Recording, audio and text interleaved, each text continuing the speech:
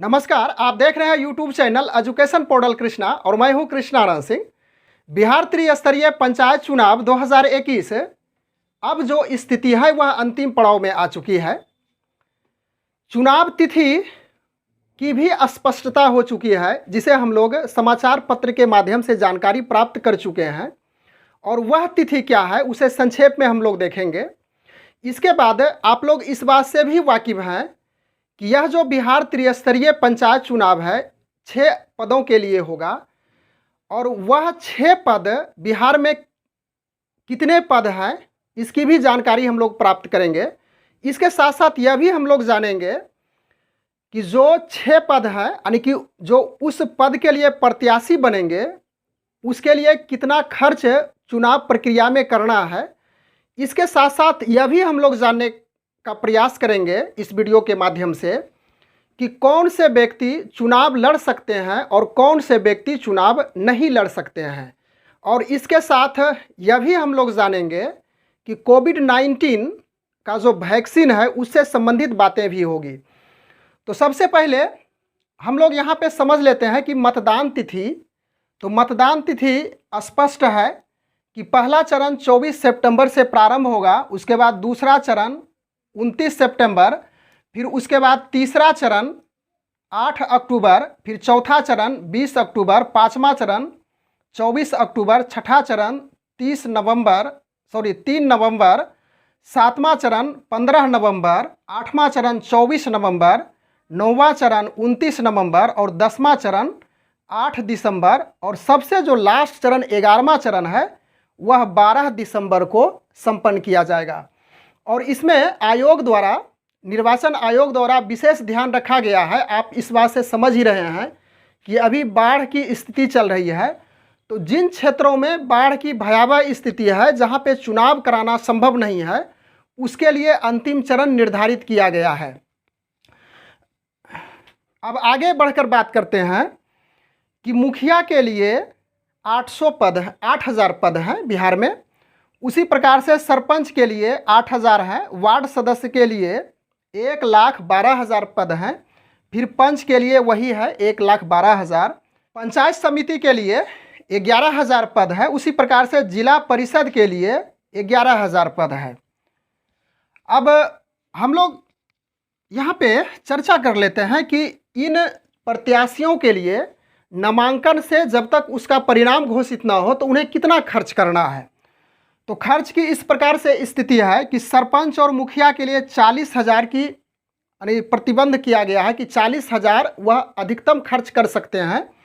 उसके बाद जिला परिषद के लिए 1 लाख, पंचायत समिति के लिए 30,000, फिर वार्ड और पंच के लिए 20,000 रुपये का यहाँ पे प्रावधान रखा गया है कि इससे ज़्यादा वह खर्च नहीं कर सकते हैं। और यह जो स्थिति है खर्च का, वह पिछले चुनाव में भी यही लगभग स्थिति थी।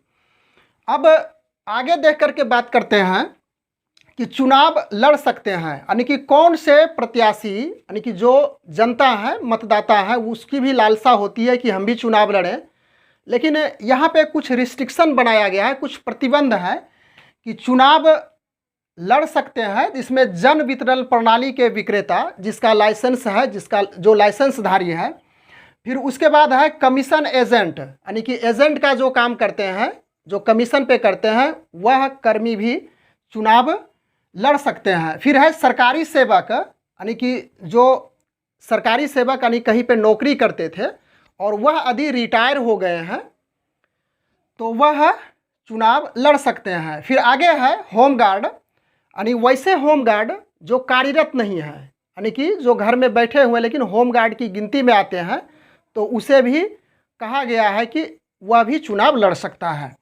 फिर सबसे महत्वपूर्ण बात है यहाँ पे 5 नंबर में 2 से अधिक बच्चे के माता पिता।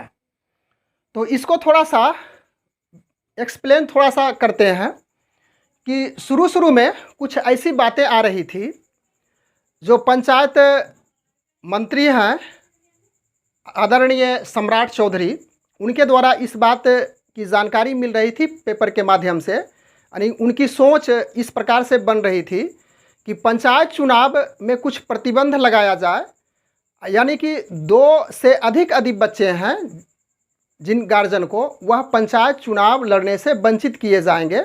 लेकिन इस बार की जो स्थिति है उसे साफ स्पष्ट कर दिया गया है कि जिन्हें 2 से अधिक बच्चे हैं वह चुनाव लड़ सकते हैं पंचायत का।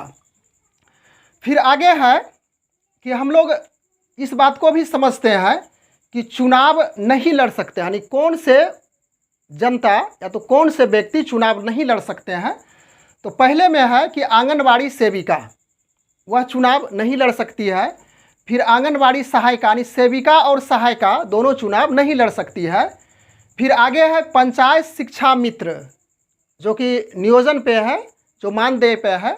न्याय मित्र, फिर विकास मित्र, टोला सेवक, विशेष शिक्षा परियोजना कर्मी, फिर साक्षरता अभियान कर्मी, फिर अनुदेशक, दलपति, और इसकी सूची आगे भी है। होमगार्ड जो कि कार्यरत हैं, यानी कि जो काम पे हैं वह होमगार्ड चुनाव नहीं लड़ सकते हैं, और जो होमगार्ड कार्यरत नहीं है उसके लिए है कि वह चुनाव लड़ सकते हैं।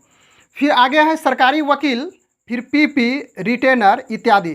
तो इत्यादि के अंतर्गत हम वैसे कर्मी को ले रहे हैं, वैसे व्यक्ति को ले रहे हैं जो कि सरकारी सेवक हैं। तो सरकारी सेवक आप समझ ही रहे हैं, बहुत सारे पोस्ट होते हैं, वह चुनाव नहीं लड़ सकते हैं।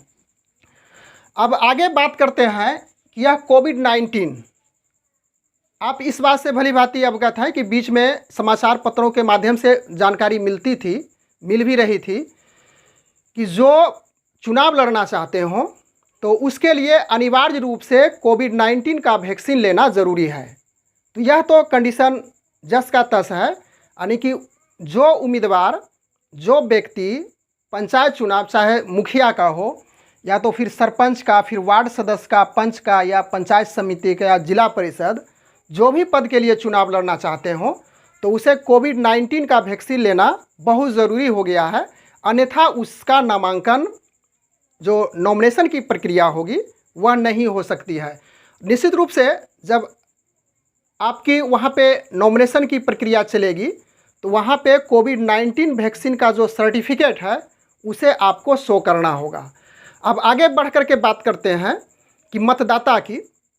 तो शुरू में कुछ ऐसी बातें चल रही थी कि मतदाता को भी कोविड-19 का वैक्सीन लेना अनिवार्य कर दिया जाएगा। लेकिन फिर बात कुछ इस प्रकार से हो गई कि बिहार में कुल यदि बात की जाए मतदाता की तो लगभग 7.5 करोड़ के आसपास है। तो उसमें से अभी जो टीकाकरण हुआ है वह लगभग कहा जाए तो 3.25 करोड़ के इर्द गिर्द टीकाकरण हो गया है। तो जो शेष बचते हैं तो वह तो वंचित हो जाता। तो इस स्थिति में कहा गया है कि जो मतदाता है उसके लिए कोविड-19 का वैक्सीन लेना ज़रूरी नहीं है, वह मतदान कर सकते हैं। तो इस प्रकार से कुछ जो महत्वपूर्ण बातें थी, जो कि अलग अलग पेपर के माध्यम से इस जानकारी को मैं जुटाया, एक जगह एकत्रित किया। तो निश्चित रूप से यह वीडियो आप लोगों को ज़रूर पसंद आएगी। Thanks for watching, good bye.